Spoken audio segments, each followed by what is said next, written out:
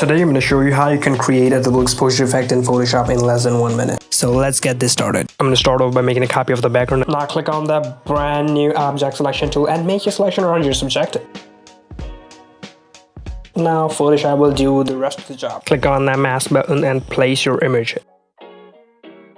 And I'm going to choose the blended mode to screen. Now position it and click OK. Now create a clip in mask. Now create a hue saturation layer to desaturate your subject. Merge it down. Now click on the first layer and take the eraser to remove the unnecessary areas. The last step is levels, so I'm going to create a levels adjustment layer. And I'm going to keep the shadows to somewhere around 20 and the highlights to 243 and the midtones to 0.92. That's a wrap for today's video. If you want more 1-minute tutorials, then comment below.